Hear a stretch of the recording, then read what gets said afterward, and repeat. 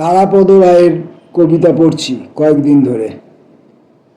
আজকেও তারাপদ রায়ের কবিতা পাঠের জন্য আমরা প্রস্তুতি নিয়েছি। আজকে তারাপদ রায়ের প্রথম কবিতাটির নাম স্মাইল প্লিজ।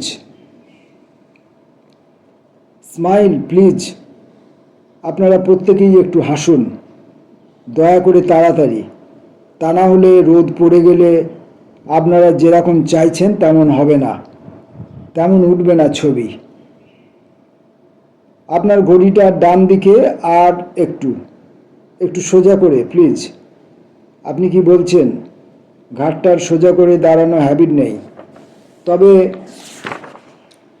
কি বলছেন অনেক দিন হাসারও অভ্যাস নেই। এদিকে যে রোদ পড়ে এলো, এরকম ঘাড় গোঁজা বিমর্ষ মুখের একদল মানুষের গ্রুপ ফটো অনেক দিন থেকে যায়। ব্রোমাইড জ্বলে যেতে পারে 20-25 বছর। 20-25 বছর পরে যদি কোনো পুরনো দেওয়ালে কিংবা কোনো অ্যালবামে এরকম ফটো কেউ দেখে, কি বলবেন? বলবেন ক্যামেরাম্যানের ত্রুটি ছিল, ঘাট ঠিকই সোজা ছিল, সালা ক্যামেরাম্যানের সেই এক বোকার শাটারে এইরকম ঘটেছে।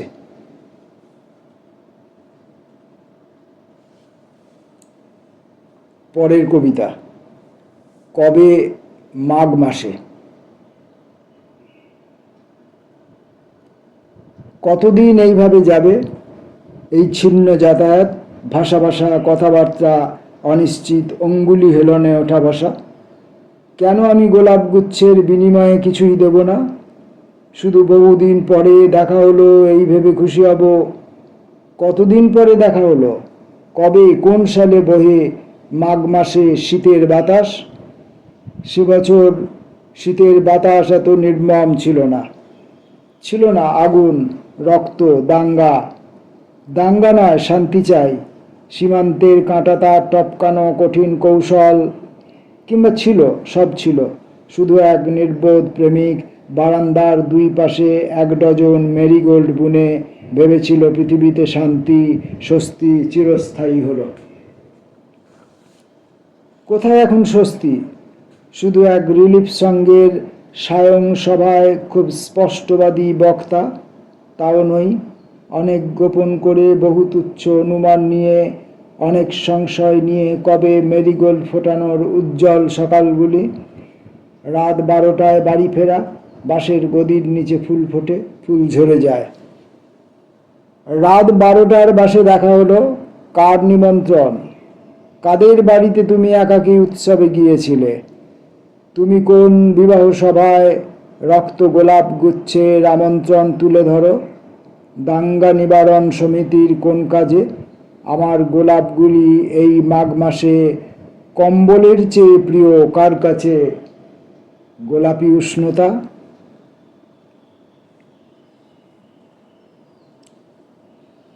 কেমন আছো সোনাকে ভালোবেসে? ছুটির মধ্যে ট্রামে দেখা, একটুখানি হেসে বললে তুমি, কেমন আছো সোনাকে ভালোবেসে? গিয়েছিলাম তাসের দেশে রবিবারের বেলা, একটু সময় গল্পে স্বল্পে, ভালোই হলো খেলা। তুমিও নেই, সোনাও নেই, তাসের দেশে এখন আমার অবসরের সময় এসে মেশে। রবিবারের দুপুরবেলা ছুটির ট্রামে দেখা, এই অবেলায় এমন সাজে কোথায় যাচ্ছ একা? আমার অনেক প্রশ্ন ছিল। একটুখানি হেসে বললে তুমি, কেমন আছো সোনাকে ভালোবেসে?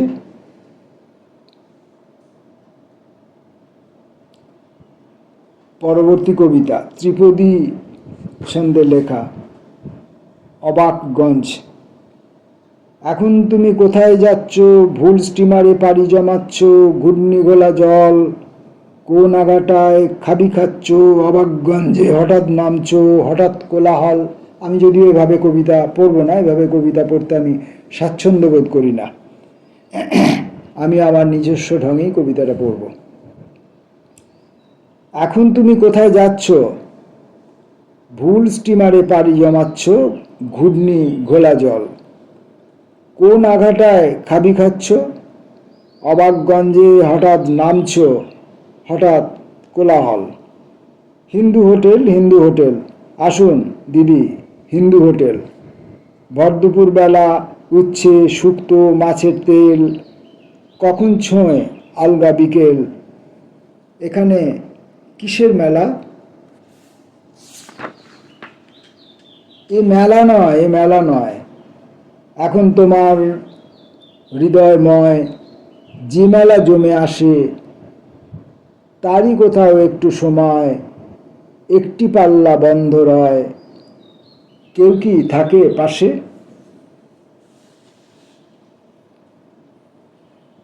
তারাপদ রায়ের কবিতা। পরবর্তী কবিতা মৃন্ময়ী। মৃন্ময়ী, এ কোন ফুল কিনে আনলে এমন বিকেলে?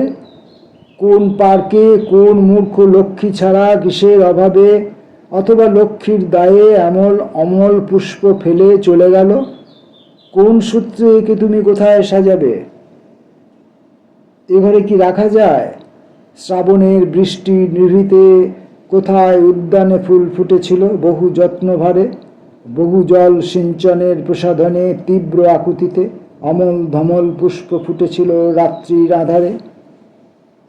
অমল কুসুম তুমি অলোকে দিও না, ফুলদানিতে বড় স্থির, বড় তুচ্ছ মনে হবে।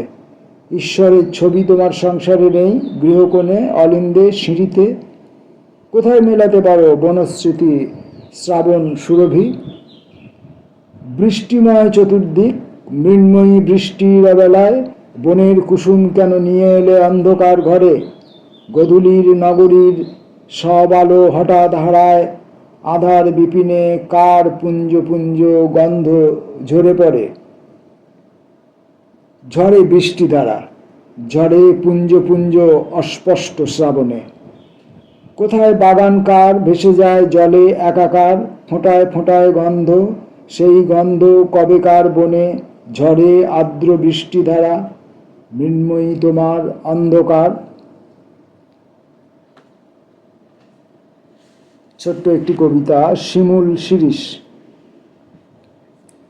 শিমুল শিরিষ, এ বসন্তে ছড়িয়েছে বিষ, মনে মনে ঢাকা থেকে বার্তা আসে প্রাণের গোপনে, কেউ নেই আর। হে শিমুল, হে শিরিষ, তোমার আমার। পরের কবিতাটি, কি খবর তারাপদ?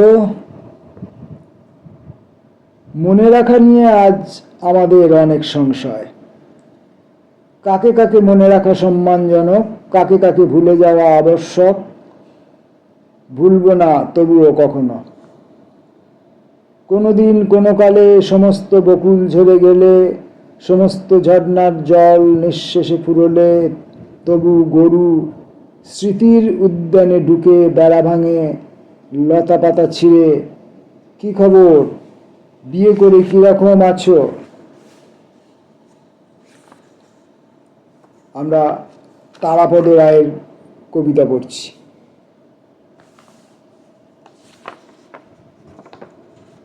এক একদিন, এক একদিন এক একজন রমণীকে ঈশ্বরের মতো মনে হয়। মনে হয় এর হাতে ভাগ্য ভবিষ্যৎ সমর্পণ করে এক জন্ম চোখ বুজে ভাসা যায়। যে কোনো স্রোতের মুখে ভাসা যায়, যে কোনো সলিলে ছন্ন ছাড়া নিরুদ্দেশ যে কোনো জীবনে। সমস্ত পথের শেষে বাড়ি আছে, সমস্ত বাড়ির মধ্যে ঘরদোর আছে।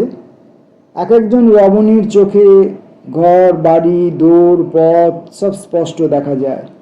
এক একদিন ঈশ্বরী সকালে দিন বড় ভালো কাটে। অন্ধকার মঠের ভিতরে চরণামৃতের জন্য হাত পেতে বসে আছি, যেন ফুল সিক্ত বেলপাতার গন্ধ এক একদিন ঈশ্বরীর পাশে। তুমি ঘরে এলে, তুমি ঘরে এলে মনে হয় গোলাপ বাগান থেকে এলে। 150 মাইল দূরে গোলাপ বাগান, তুমি 5 মিনিটের মধ্যে ঘুরে এলে।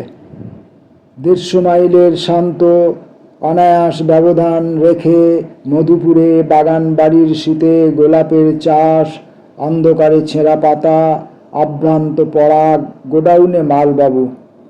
লাগেজ ভ্যানের দ্রুত 150 মাইল, তুমি সাবলীলতায় এঘর ওঘর করে, পায়ে পায়ে ভেজা মাটি। হাতের আঙুলের রক্ত ফুটে ওঠা হঠাৎ কাঁটার গোলাপ বাগান থেকে তুমি ফেরো, প্রতিবারেই ফেরো। স্বপ্নের কবিতা।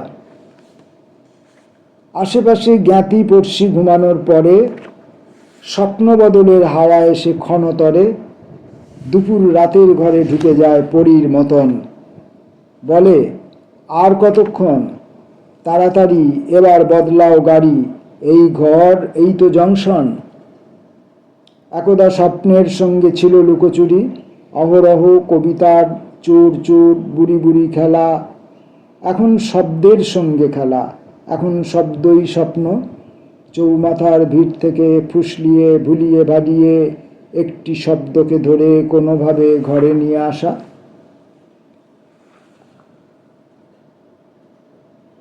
ছোট্ট একটা কবিতা, ঈশ্বর ও আমার কবিতা। এটি পড়েই আজকের পাঠ আপাতত শেষ করব। ঈশ্বর ও আমার কবিতা। জয়দেবের কথা মনে রেখে তোমারই জন্য দারোয়ান রাখবো বাড়িতে।